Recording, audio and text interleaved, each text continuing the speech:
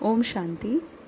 आज 9 अगस्त 2020 में बाप दादा की अव्यक्त मुरली जो कि स्नेह के ऊपर चली है, अर्थात जो सर्वश्रेष्ठ रचना का फाउंडेशन है, मुख्य कह लेते हैं जो बेस है किसी भी हमारे पुरुषार्थ का या इस फाउंडेशन का, वो स्नेह है। पहली बात तो स्नेह का जो सच्चा परख है, बाबा ने वो हमें कई मुरलियों में स्पष्ट किया है ना। पहली बात तो किसी के साथ प्यार है, मोहब्बत है, स्नेह है, तो उनकी कोई भी बात को मानना वो थोड़ा भी डिफ़िकल्ट नहीं होगा। तो अगर हमारे किसी भी एक्शन में मान लीजिए बाबा की कहीं बात दिखाई नहीं पड़ रही है, इसमें एक्चुअल कमी अफेक्शन या गहरे दिल से दिल का जो कनेक्शन वाली बात है। जैसे हिंदी में बाबा योग कहते हैं, हालांकि योग शब्द को ही बाबा सही नहीं कहता है, पर जो कनेक्शन है दिल से दिल वाली, तो वो प्रेम ही एक ऐसा आधार हो सकता है जो कि काम जैसे शत्रु पर, क्रोध जैसे शत्रु पर विजयी दिलाने में सहयोग होगा। देवता बनना अर्थात संपूर्ण निर्विकारी, कोई भी विकार ना हो, है ना, तब सर्वगुण संपन्न हो पाएंगे, है ना। 16 कला संपूर्ण, है ना, संपूर्ण निर्विकारी की स्टेज जब आए, उसी को सर्वगुण और 16 कला आदि आदि। तो विकार से कैसे मुक्ति हो? विकार हमारे जीवन का सबसे बड़ा कह लीजिए श्रृंगार को बिगाड़ने का एक रीजन बनता आया है।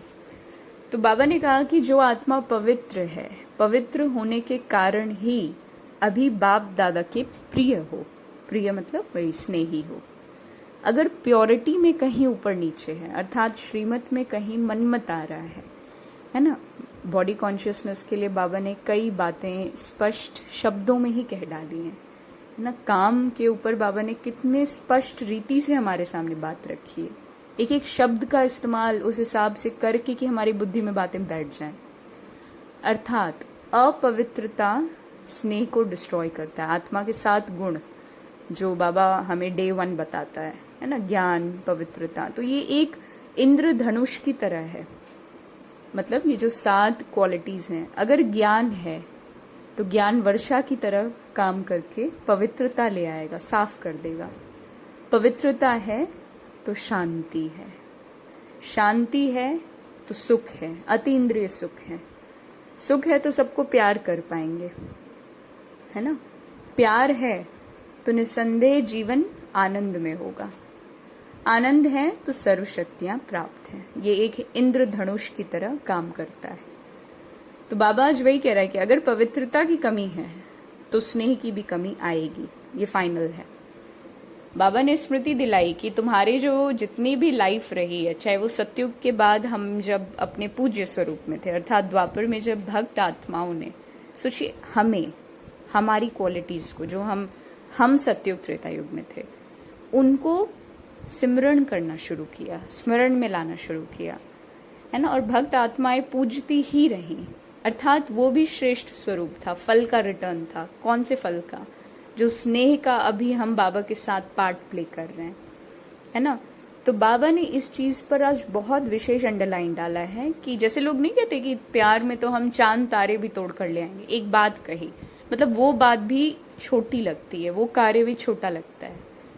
तो बाबा की मर्यादाएं, नियम, श्रीमत, व्यवहार, आचार, इन चीजों में अगर कहीं थोड़ी बहुत कमी आ रही है तो उसका गहराई से अगर चेकिंग हो तो कनेक्शन की कमी है। अगर प्यार है, स्नेह है ना, अफेक्शन है, तो वो कमी रहेगी ही नहीं। और स्नेह में कभी कोई स्वार्थ नहीं होता, है ना, कि मैं ये सारी चीजें कर रही हूं तो मुझे विशेष सफलता मिले, है ना। हम बाबा की श्रीमत पे चल रहे हैं तो हमारा नाम मान शान तो होगा ही, सिद्धि होगी, प्रसिद्धि होगी, सब होगा ही, हमें वो चाहिए ही। ये फीलिंग नहीं आएगी, वो हो रहा होगा लेकिन ये फीलिंग में नहीं रहेंगे। बाबा ने कहा था ना 2-3 दिन पहले की मुरलियों में कि दुख की फीलिंग में नहीं आना। अर्थात सिद्धियां प्राप्त होंगी, प्रसिद्धि भी ठीक है, वो सारी चीजें एक कह लीजिए एड ऑन्स हैं, एक बहती चीज है, मतलब जो कि पुरुषार्थ और यथार्थ श्रीमत के साथ फ्री है, वो होगा ही। परंतु उस चीज की फीलिंग में रहना कि मेरा नाम हो, लोग मुझे पूछें, मेरा मान शान हो, ये चीज हमें छोटी दिल बनाती है। और बाबा ने क्या कहा कि सच्ची पवित्रता या सच्चे बाप के स्नेही अर्थात बड़ी दिल, बड़े दिल वाला, है ना, बहुत बड़ा दिल, विशाल दिल, जिसमें ये पूरी दुनिया समा सकती। केवल लौकिक के कुछ लोग या कुछ फ्रेंड सर्कल, इतने ही लोग हमारे दिल में नहीं समाएंगे, समस्त विश्व। बाबा कहते हैं ना, विश्व का मालिक, तो उसका अर्थ यही हुआ। और ज्ञान की पॉइंट्स बिल्कुल क्लियर समझ आएंगी। सबसे बड़ी इसकी इंडिकेशन ये है, बाबा जो ज्ञान में बातें कहेगा वो स्पष्ट समझ आ जाएंगी। उसमें किसी प्रकार का कोई क्वेश्चन अगर उठेगा भी तो वो क्यों उठेगा, अपने ज्ञान को और रिफाइन करने के लिए, बाबा के मिले हुए ज्ञान को और गहराई से अपनी बुद्धि में बिठाने के लिए। अन्यथा किसी प्रकार का उसमें नेगेटिव क्वेश्चन मार्क नहीं होगा कि अच्छा मैं तो ये नहीं मानता, ये जरा बताओ ये ऐसे कैसे। अपनी जिज्ञासाएं दूर करना वो अलग चीज है ना। बाबा ने कहा ना, क्वेश्चन करेंगे भी तो समझने के रूप में करेंगे। तो विशाल दिल, स्नेह के आधार पर, सच्चा स्नेह, एफेक्शन, वो इजी कर देगा जर्नी को।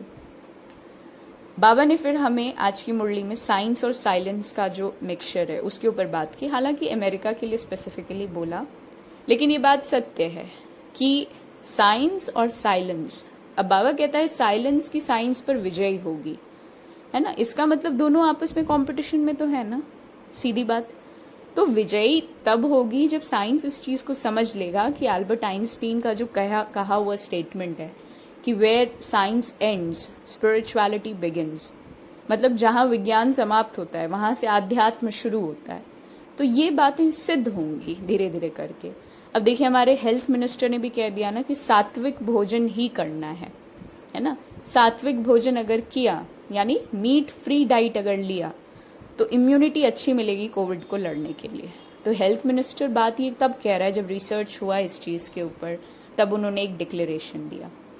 तो श्रीमत पर रहें। ओम शांति।